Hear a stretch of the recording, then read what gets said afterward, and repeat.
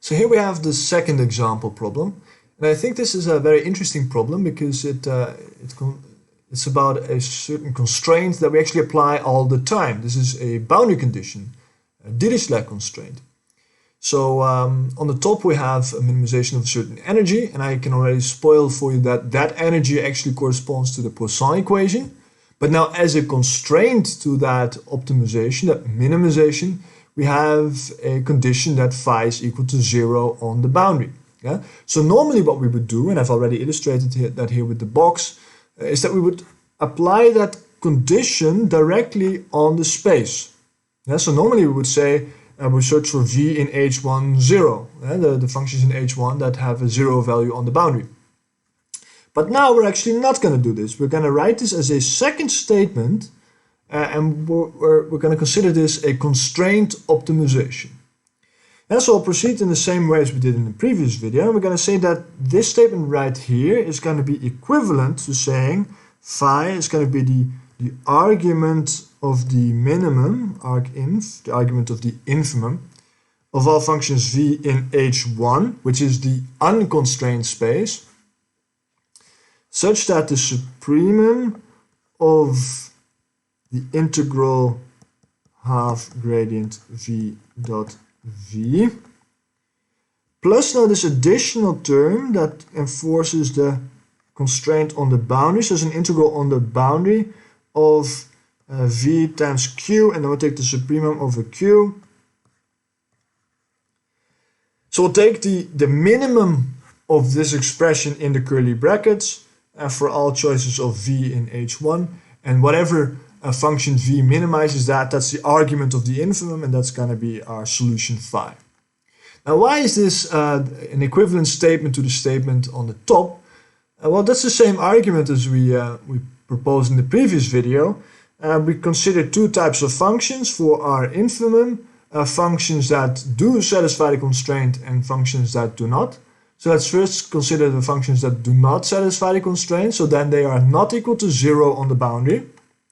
For those functions, this additional new term, v times q, and the supremum over q is going to lead to an infinite value. This can be infinitely large. Yeah, so for any choice v that is not equal to 0 on the boundary, I can always choose q is going to be proportional to v, and with a very, very large proportionality constant. And that would always give here some expression, some value that goes to infinity. Yeah? On the other hand, if we choose functions v that do satisfy the constraint, so they are 0 on the boundary, well then this term cancels irrespective of q. No matter what q is, that term cancels, and we're left with a minimization, an infimum of this integral here. Well, that's precisely how we defined our phi, right? So that's showing that the bottom statement gives you the same solution phi as the upper statement, which was an optimization, a minimization with a certain constraint. Okay, so we'll try to formulate a weak statement corresponding now to this inf sub statement here. And the way that we do this is first by introducing a new variable. We call this an auxiliary variable. Or no, sorry, we call this a dual variable in a certain sense. And we call this new variable lambda, which will be the Lagrange multiplier.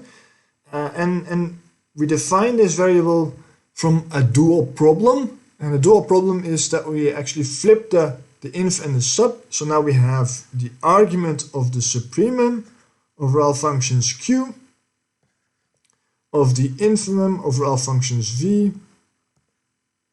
of, well, the same operation.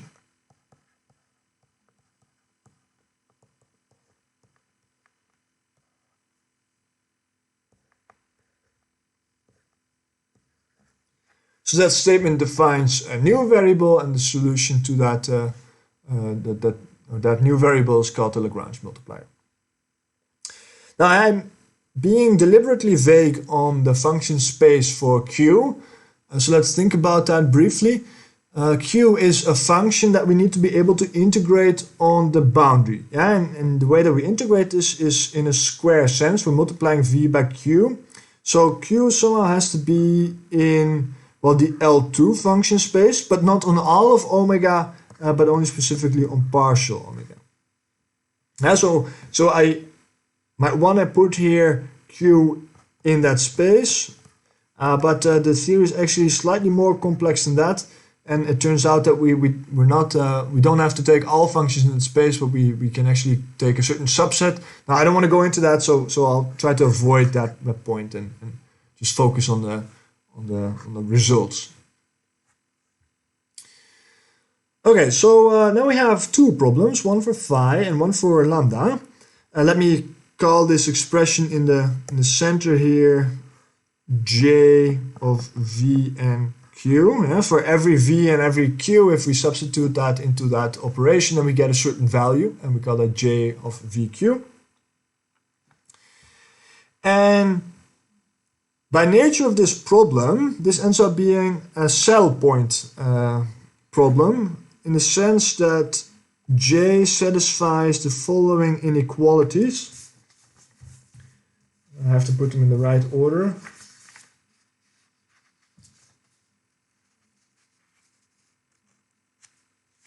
So we have J of phi Q is smaller than or equal to J of phi lambda is smaller than or equal to J of V lambda, where the left inequality is satisfied, or well, both, the whole statement is satisfied for all Q and for all V in their spaces.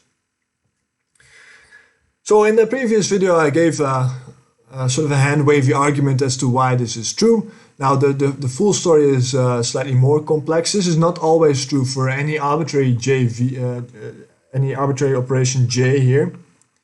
Even if we can define two variables phi and lambda, this actually has to do with certain properties of J. And in this case, the properties are that we have this square dependency on V, and then this linear dependency on V and Q. And that makes this whole problem have a certain convexity properties, is what we call these. Comes down to that there's a unique solution to both of these statements, and that statement, and that the bottom statement follows from that. Yeah, so that's not always true, but for the problems that we are typically considering, we do have this property. Yeah, and that's precisely what makes this a saddle point problem. This set of inequalities here.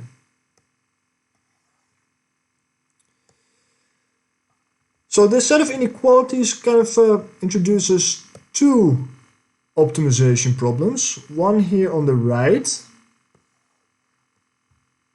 and one here on the left. And each one of these optimization or minimization or maximization here on the left problems, we can find a certain weak statement that has to be satisfied, following from a Goto derivative. So if we then perform that, or if we write out that weak statement with the Goto derivative, then the one on the right here produces J. Let me write this out explicitly. We're going to take the limit of epsilon goes to 0 of J phi plus epsilon V minus J lambda, minus J of phi divided by epsilon. That has to be 0 for all V. That's where our first weak statement comes from. And we can do something equivalent for the statement on the left. Yeah, and I encourage you to work this out in detail yourself. I did this in detail for the Stokes problem in the previous video. But for this one, I'll kind of skip ahead. And what we actually would obtain as our weak statements here is now that the integral of the gradient of phi dot with the gradient of V plus lambda times V on the boundary is going to be equal to 0 for all V. And that's the one that we obtained from here. And from the left inequality, we obtain a weak statement that says that Q times phi is going to be equal to 0 for all Q. Okay, so again we have this mixed system of equations. We're looking for find phi and lambda at the same time such that these two weak statements are true. And so we have a mixed formulation in the sense that we're looking for two different solutions that live in two different spaces. This one lives in H1 and this one lives in something that is a subspace of L2 on the boundary. So we're looking for two different functions in two different spaces. That makes that a mixed formulation. This is not a coercive problem. And we can again prove that in the same way that we proved it for the Stokes equation. Take V equal to 0 and you can get something that will always be 0 independent of our solution for lambda and Q. So that means that it's not coercive. So we would need to intercept conditions for this. And if you would use this as the basis of a finite element approximation, then you also have to be very careful with your finite element approximation spaces for phi and for lambda. So how do we now interpret these equations? Well, the lower one is the equation that's forcing the constraint. This is saying that the integral of Q times phi is equal to 0 for all Q. Well, that's only satisfied if phi is equal to 0. In the same way that we also have a constraint equation in the weak statement for the Stokes equation that's saying that the divergence of U times our test function Q is going to be equal to 0 for all Q, which means that the divergence of U is equal to 0, right? So this new equation at the bottom is always the equation that sort of enforces the constraint. And in order to enforce this constraint, we now have to add sort of a correction term in the original equation, right? Because the original equation only has this term. This is the Poisson equation, but we now have this additional term. That's where the Lagrange multiplier shows up. And we can always sort of think of this as the forcing that is necessary to enforce the constraint in the original statement. Yeah, so if you apply a certain Dirichlet condition, then you know that you would get certain traction at that location. So this term here is sort of effectively adding the correct traction that is needed, the correct natural boundary condition that is needed to enforce the essential boundary condition, the Dirichlet condition. I think that's all I wanted to show here. It's just another example of a constraint optimization problem.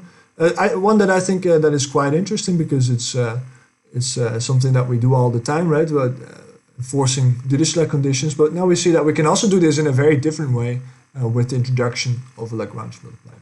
Yeah, so thank you for your attention and see you in the next video.